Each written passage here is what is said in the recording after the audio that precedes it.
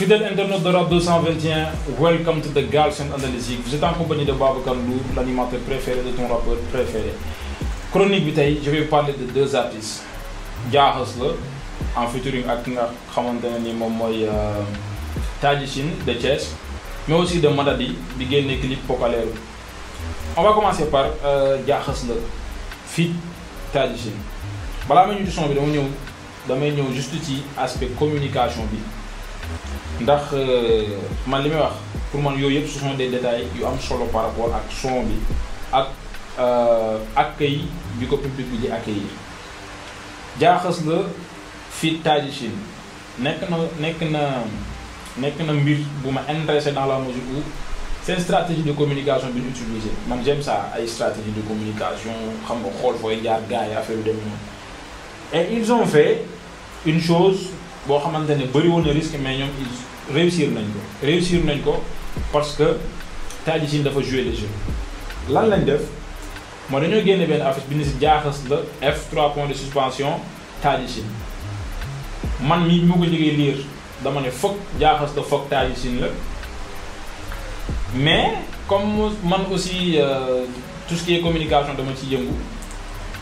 ak du recul je me suis dit bu doon loolu la duñ communiquer nii F bi sûrement fit lay doon ñenn ñi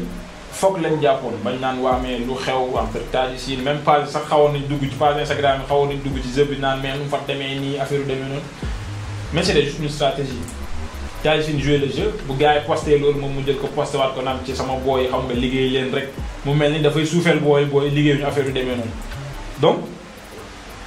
Taji Chine joué na le jeu et loolu aussi c'est à saluer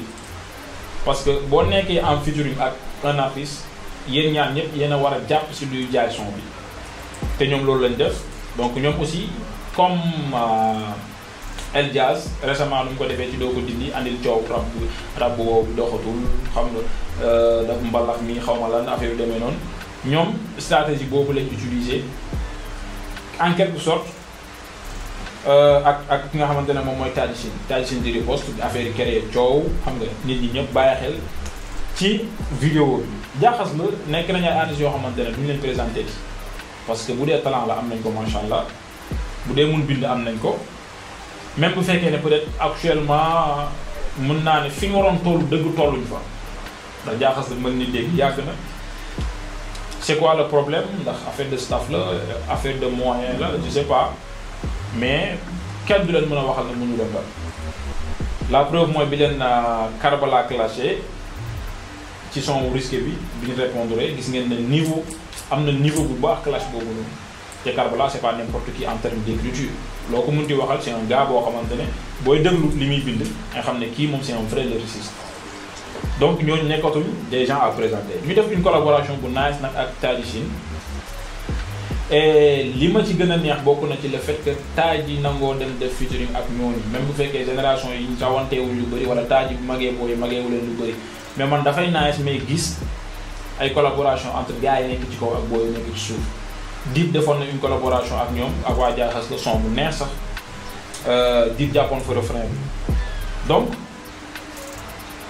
balaa ma doon wax ci son bi en tant que tel loolu laa bëggoon wax ci aspect communication bi léegi nag ñu ñëw comme ni ñu ko defee ci chaque chronique 3 meilleures phrases yi nga xamante ne moom moo ma ci gën a ñor dañuy ñëw ci bu Diablo suma junut moom nee na fii bu fi taxaw dañ koy tëddee c'est un peu contradictoire taxaw ak tëdd toog wala yooyu noonu mooy contraire u taxaw toog tëdd mooy contraire u taxaw mais li mu bëgg a wax foofu rek mooy rappeurs yi wax ne dañoo taxaw parce que fii boo déggee ñu naan da ngaa taxaw sax di ko da ngaa aay li ñu bëgg a wax mooy ñoom toll nañ niveau boo xamante ne képp ku fi ñoot ne da ngaa aay boo ñëwee yegsee si ñoom dañ lay tëral waaw te nag fii moom ku ñu tëddal xam nga lu ñu lay def ku ñu tëddee moom xam nga lu ñu lay def du ma si débat voilà ñu avancé ba léegi ci beneen baar defe naa xës moom moo ne game bi Gambie parce que su ma nee game sax dafay kii daf ne Gambie maa fi jàmme jeu de mots la def si moo game bi moom daf ci son bi Gam la wax Gambie pour def allusion à la Gambie bi nga xamante ne ni mun naa ne suñu pays voisin la parce que Jammeh la wax fële Jammeh boobu il fait allusion à Yaya Jammeh bi nga xamante ne moom moo ne woon l'ancien président de la Gambie te Jammeh ñun ñëpp xam nañ naka la nekk woon Gambie da leen terroriser woon dafa terroriser woon Gambien yi carrément donc nag moom li mu bëgg a wax mooy ci game bii nii hip hop bi moom moo fi Yaya Jammeh et il est là pour terroriser les autres artistes donc loolu nekk na benn name drop bu nice ñu dem ci xës mu ne signaler gauche dem droite fu ñu neex la ñuy fële bon je pense loolu kii moom moo ko wax Taji Sine signaler gauche dem droite fu ñu neex la ñuy fële c'est pas lyricalement nekkul extraordinaire mais quand même am na sens ñaari yoon signaler gauche dem droite bi dafa am sens ci côté communication bu ma doon wax sànq ndax dañoo signaler gauche dem droite ni ñu signaler gauche moom mooy dañoo affiché woon ne affaire bi foog Taji Sine la ñu dem droite foog bi mujj a nekk fii loolu moom mooy signaler gauche dem droite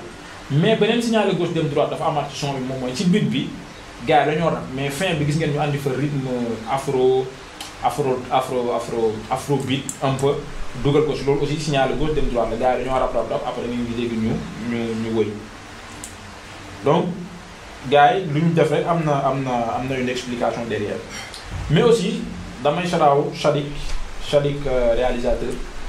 vidéo maker ak beatmaker bi BF Beat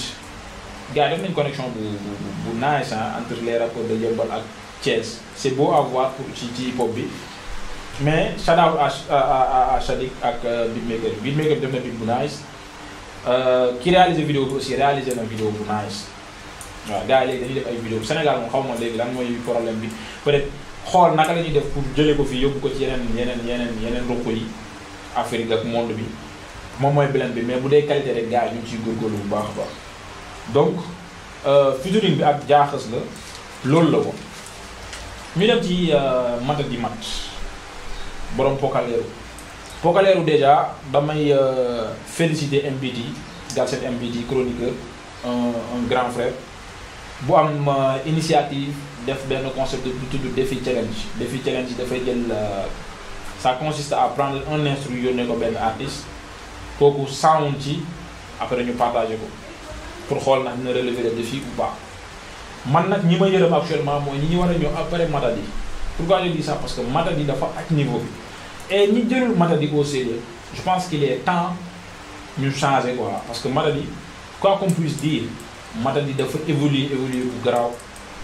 peut-être sax mosut nul xëy na moom moo doon def expérience nekk ci ginnaaw ngaaka rek mais dafa évoluer ci lim ñu war depuis ay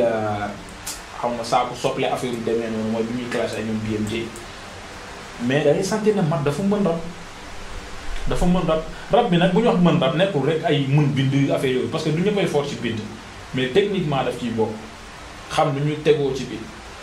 am flow daf ciy bokk et cetera donc c'est un ensemble ba pare mat li ma neex aussi ci moom mooy dafay rap dafay wëy il est polyvalent tey façon instru boo ko tegal il peut s'adapter defal la ci lu grave déjà bi Pokaleeru bi am na ñoo ko doon jox dañuy waaye li mais il a assuré du début jusqu'à la fin donc gars yi nañ bàyyi xel nag bu baax a baax ñu ñëw nag ci top 3 meilleures phrases yi aussi fii bi may njëkkee mooy bàyyi Pokaleeru bi nag du yëfu góor mooy li may wax sànq du bind bu extraordinaire bu ñuy gis ci mat mais affaire dafay am chance Pokaleeru par définition d'après ni ma ko déggoon MBT doon ko wax ci benn live je pense moom mooy kuy ñotti benn affaire Matadi ne bàyyi Pokaleeru bi nag du yëfu góor et il a raison maanaam faut pas incarner des choses yoo xamante ne yow nekkuloo ko nekkul ci yow tey dama leen jox benn exemple rek par exemple sur Instagram tu vois des gars yoo xamante ne heure bu ñu photo ñu ngi ci wëtu oto ñu ngi ci wëtu nangam te moom oto moo oto dañuy bëri dañuy xàññi Pokaleeru en gros loolu la te effectivement loolu du yëfu góor nit ki da ngay gëm sa bopp yem ci li nga am liggéey ba am lu gën li nga am aussi simple que ça donc baar boobu nekk na baar boobu ma neex après mu ñëwaat ci beneen baar bi mu ne jànk bu xees teer ma sa bos bu ndaw ma xar ko ci digg bi ñaw foofu je pense ak bés lay comparer ak jànk bu xees ci sama xalaat ak bés lay comparer ak jànk bu xees mu ne ko teel ma sa bos bu ndaw ma xar ko si digg bi ñëw bon loolu nag wax ju sàll la rab bu sàll la rab foofu c'est comme si nga téye benn mineur di ko foowe dégg-dégg boobu man la moom laa ci am je sais pas nag vous voilà ku ci am aussi beneen naka laa ko mën a waxee analyse benn nañ ko ci commentaire yi buñ jógee ci boobu dañuy dem ci troisième et dernière phrase bi mooy MC bu jigéen bi MC bu jigéen bi nee na moo may tàppaas bu fi duggee lekk ripaas MC bu jigéen bi moo may tàppaas bu fi duggee lekk ripaas foofu nag lu tax ma jël phrase boobu j'ai pas compris lan la bëgg wax foofu question la moo koy poser internet yi di wax ne selon vous MC bu jigéen bi kan la bindal leen ma loolu ci commentaire kan ngeen jàpp ne moom mooy MC bu jigéen bi parce que man aussi du ma wax lu ma xam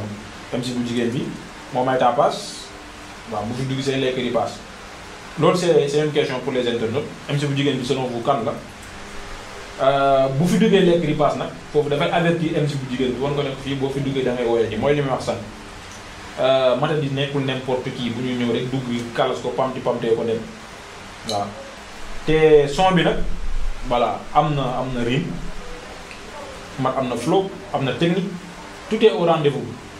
honnêtement vidéo bi aussi nekk na vidéo bu nice déjà laal na 100 000 vues en moins d'une semaine ce qui veut dire que en termes de qualité gars yi liggéey nañ ci liggéey bi ci war voilà donc shout out à comment il s'appelle encore gars bi réaliser vidéo yi rek vidéo ñoom gaaga bi fàtte naa tur bi de bon en tout cas maa ngi koy bëggee ki nga xamante ne réalisé na vidéo mat bi di bëggewaat bu baax MBT ci initiative yu mel nii donc je pense que ne game bi lii la gën a soxla que voilà yenn détails yi quoi gars chronique bi tey loolu la woon ma leen di jox rendez-vous ci beneen chronique ak Babacar Mbour ci Rap 221 jaajëf. gis naa la nga ñëw di bandi di forcé bu yaboo nga sori ma nëlle ennemi romb la mbëlle mën a jógal da nga tëlle rëcc jël yor galaaju palay bu yaboo nga wooye ma